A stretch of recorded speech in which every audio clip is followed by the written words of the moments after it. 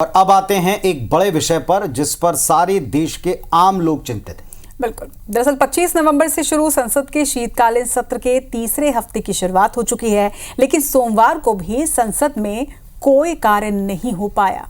Congress party ने अडानी को लेकर मुखौटों वाला इंटरव्यू किया, एक तरह से मखौल इसको बताया, तो दूसरी तरफ बीजेपी ने सोनिया गांधी, राहुल गांधी और कांग्रेस का जॉर्ज सोरोस से क्या रिश्ता है, इस पर जुबानी तीर चलाए।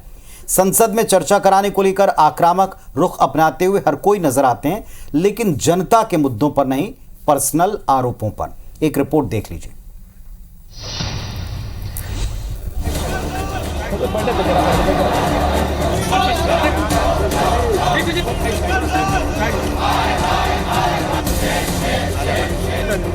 संसद के दोनों सदनों में 2 हफ्तों से जारी घमासान सोमवार को भी जारी रहा।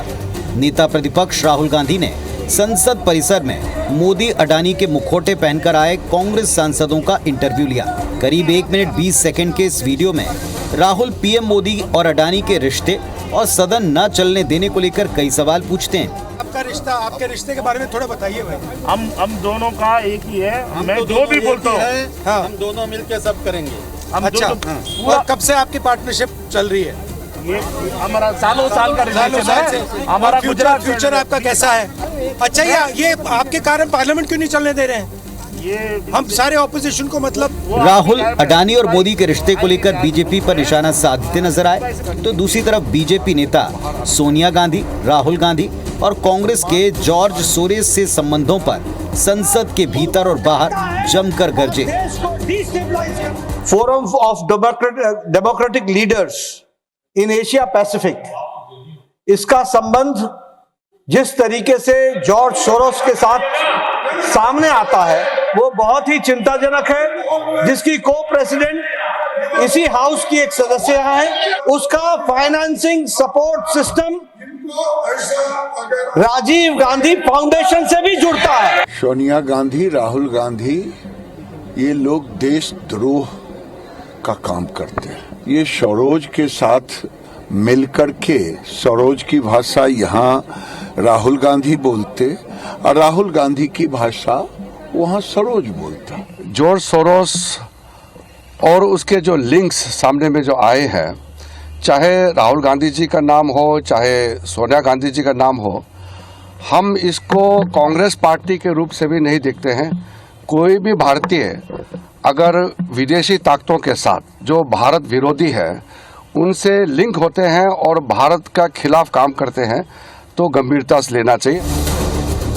सोनिया और राहुल गांधी के जॉर्ज सोरेस से संबंधों को लेकर बीजेपी ने आरोपों के बाण चलाए, तो कांग्रेस ने भी पलटवार किया कि मोदी सरकार अडानी के भ्रष्टाचार में बराबर की भागीदार है। एंटी इंडिया फोर्सेस, क्या ये कॉन्स्पिरेसी थियरी जब कोई सरकार और उनके आला लोग देखने लगे तो समझ लीजिए कि कुछ तो है जिसकी पर्दादारी है। सरकार तुम्हारी भाई, जांच करवा लो। मतलब एक उद्योगपति को बचाने में पूरे देश का बेड़ा गर्क कर रहे हैं लोग। क्या बात कर। नेता प्रतिपक्ष का माइक बंद किया जाएगा, नेता प्रतिपक्ष बोलना शुरू नहीं करेंगे, आप उनको टोकेंगे, और अडानी का वो नाम ले दे तो आप जोर जोर से चिल्लाकर कहते हैं कोई चीज रिकॉर्ड पर नहीं जाएगी। और वहीं पर नेता सदन बीजेपी के अध्यक्ष जेपी नड्डा को बिल्कुल मंत्रमुग्ध होकर सुना जाता है। इस तरह के दोहरे मापदंड देश को थोड़ा व्यथित करते हैं, देश को दुखी करते हैं।